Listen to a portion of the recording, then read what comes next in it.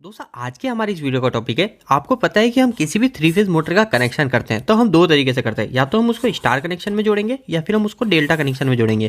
तो दोस्तों आज इस वीडियो के अंदर मैं आपको यही डाउट क्लियर करूंगा कि हम उस मोटर का स्टार कनेक्शन कब करते हैं और कब हम उस मोटर का डेल्टा कनेक्शन करते हैं। तो दोस्तों स्टार कनेक्शन और डेल्टा कनेक्शन कैसे किया जाता है, काफ़ी सिंपल होता है। दोस्तों हमारी मोटर के अंदर जैसे ये 6 टर्मिनल होते हैं, 1 2 3 4 5 6, ये 6 टर्मिनल है। अगर हम इधर के तीनों पॉइंट को शॉर्ट कर देते हैं, तीनों को यानी एक से जोड़ देते हैं और इधर हम दे देते हैं आर वाई बी, मतलब 3 फेज दे दिए, तो ये हो जाता है हमारा स्टार कनेक्शन। ठीक है। और एक होता है हमारा डेल्टा कनेक्शन, जिसके अंदर हम क्या करते हैं, इधर जैसे हमने वापस से आर वाई और बी दिया, ठीक है, इधर हमने आर वाई बी दिया, पर इधर हम क्या करते हैं, इधर भी हम फेज देते हैं। इधर हम फेज कैसे देते हैं, इधर हम क्या ऐसे पत्ती लगा देते हैं, इसमें ऐसे पत्ती लगा देते हैं। तो ऐसे पत्ती लगाने से क्या होता है दोस्तों, वो भी आपको समझ में आना चाहिए। तो इससे क्या होता है दोस्तों, हमारी हर वाइंडिंग के अंदर दो दो फेज जाता है।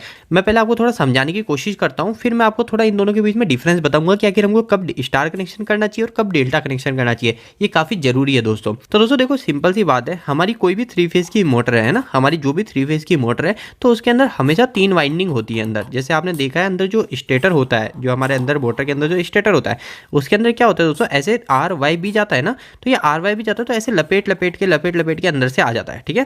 तो ऐसे ये लपेट के आता है, तो ये जो आर वाई है, आर वायर का जो वाइंडिंग है, वो एक उसके 2 वायर हो जाएंगे, क्योंकि अंदर से लपेट के आ रहा है तो दूसरा पॉइंट भी बाहर निकलेगा। तो ये हो गया ऐसे इसके 2 पॉइंट, ऐसे फिर बाद में ये जो वाई है, ये वाई के भी लपेट के अंदर से आएगा और ये बाहर निकलेगा, तो ये भी हो गया। तो ऐसे क्या हर फेज के लिए 3 वाइंडिंग होती है, एक वाइंडिंग, 2 वाइंडिंग और ये हो गई हमारी तीसरी वाइंडिंग। ठीक है, 1 2 और 3। तो हर वाइंडिंग के अंदर 2 पॉइंट होता है। आपको पता है वाइंडिंग जो होगी, एक सिरा स्टार्टिंग का होगा और एक सिरा एंड का, 2 पॉइंट हो जाएंगे, 1 पॉइंट और 2 पॉइंट। तो दोस्तों ऐसा ही होता है। अब जैसे इसका नाम हो जाएगा यू वी डब्ल्यू, ऐसा जरूरी नहीं अभी आपको यू वी डब्ल्यू समझना, सिंपल सी बात है दोस्तों। अगर हम कभी स्टार कनेक्शन करते हैं, ठीक है, अभी हम कभी स्टार कनेक्शन करते हैं, तो हम क्या करते हैं, इधर के जो तीनों पॉइंट है, ये तीनों पॉइंट हर वाइंडिंग का तीनों पॉइंट को इधर शॉर्ट कर देते हैं, जैसे हमने इधर शॉर्ट करा, और हम इधर दे देते हैं आर वाई बी। ठीक है, ऐसा करते हैं। पर जबकि हम जब डेल्टा कनेक्शन करते हैं ना, तब डेल्टा कनेक्शन के अंदर हम जैसे ही हमारी वापस से 3 वाइंडिंग बना देता हूँ, ये आपको पता चल गई वाइंडिंग कैसे होती है हमारे अंदर। तो ये 3 वाइंडिंग हो गई। अब हम क्या करते हैं डेल्टा में, हम इधर शॉर्ट नहीं करते। अब आपको पता है हम पत्ती किधर लगाते हैं, ऐसे लगाते हैं। तो ये पत्ती का मतलब क्या है, ये मैं आपको समझाता हूँ। तो दोस्तों देखो, जैसे ही हमारी जो कनेक्शन प्लेट होती है ना, इसके अंदर जो हमारे, मैंने आपको जैसे बताया ये वाइंडिंग, तो ये वाइंडिंग जो स्टार्ट होती है, ये वाला सिरा यहाँ पे आ जाता है, और ये जो आगे का सिरा होता है ना, ये हमको अधिकतर हमारे टर्मिनल होता है वो इधर आता है। ये अभी मैं आपको समझाऊंगा क्या होता है। ठीक है। इसके बाद में ये जो सिरा होता है, ठीक है, डेल्टा कनेक्शन में हम इसको शॉर्ट कर देते हैं। तो दोस्तों डेल्टा कनेक्शन में अब मैंने इधर आर दे दिया, तो मैं इधर लिख देता हूँ, इधर मैंने आर दे दिया, इधर मैंने वाई दे दिया, तो इधर मैंने वाई दे दिया, और इधर मैंने बी दे दिया, और इधर मैंने बी दे दिया। ठीक है, ऐसा ही हुआ। पर दोस्तों अब इधर के पॉइंट में मैं क्या करता हूँ, इधर मैंने शॉर्ट कराना, इसका मतलब ये दोस्तों, जैसे मैंने अभी आपको बताया था, ये वाला जो सिरा है, ये हमारा, ये वाइंडिंग का जो सिरा है, ये वाइंडिंग का सिरा हमारे इधर आता है। ठीक है, ये वाइंडिंग का दूसरा सिरा जो है ये इधर आता है। तो अब इस वाइंडिंग के अंदर मेरा इधर आर फेस मिल जाता है। ठीक है, इस वाइंडिंग के अंदर ये सिरा, ये जो वाइंडिंग है जिसके अंदर मैंने आर फेस दिया इस वाले में, तो इसका जो दूसरा सिरा है ये मेरा इधर रहता है। तो इसके अंदर मैं दे देता हूँ वाई फेस। ये वाई फेस चले गया क्योंकि मैंने इधर शॉर्ट कर दिया, तो इधर वाई फेस चले जाता है और इधर वाई वाले में चले जाता है बी फेस। तो दोस्तों सिंपल सी बात है, आपको इतना सोचने की जरूरत नहीं, आपको सिर्फ इतना क्लियर रखना है कि हम जब डेल्टा कनेक्शन करते हैं ना, तो हम हमारी हर वाइंडिंग के अंदर, हर एक वाइंडिंग के अंदर 2 फेज जा रहे होते हैं। जैसे आपको दिख गया, ये एक पहली वाइंडिंग है, इसके अंदर आर भी गया और वाई भी गया, इसके अंदर वाई भी गया, बी भी गया, मतलब हर वाइंडिंग के अंदर जाते हैं हमारे 440 वोल्टेज। ठीक है, ये गए हर वाइंडिंग के अंदर 440। पर जो हमारा जो स्टार कनेक्शन होता है, इस स्टार कनेक्शन के अंदर हर वाइंडिंग के अंदर ओनली फॉर 220 वोल्टेज ही जाता है। अब दोस्तों एक चीज ध्यान रखिएगा, मैं आपको थोड़ा बता देता हूं कि इसमें न्यूट्रल क्या होता है। स्टार कनेक्शन में हमको न्यूट्रल मिलता है। तो दोस्तों ये जो पॉइंट होता है, ये हमारा न्यूट्रल पॉइंट होता है। कभी आप जैसे कनेक्शन करने के बाद इधर हाथ भी लगाएंगे ना, तो आपने की नहीं बोल रहा हूं, पर ये पॉइंट पे आते हैं कि स्टार, हम पॉइंट पे आते हैं कि स्टार और डेल्टा में क्या अंतर है। तो दोस्तों इस पॉइंट को बताने से पहले मैं आपके लिए एक बहुत महत्वपूर्ण सूचना बताने जा रहा हूं, जो आपके लिए काफी हेल्पफुल है, डिस्क्रिप्शन बॉक्स में मिल जाएगा। तो दोस्तों बाद में आप इस वेबसाइट से जरूर जुड़िएगा।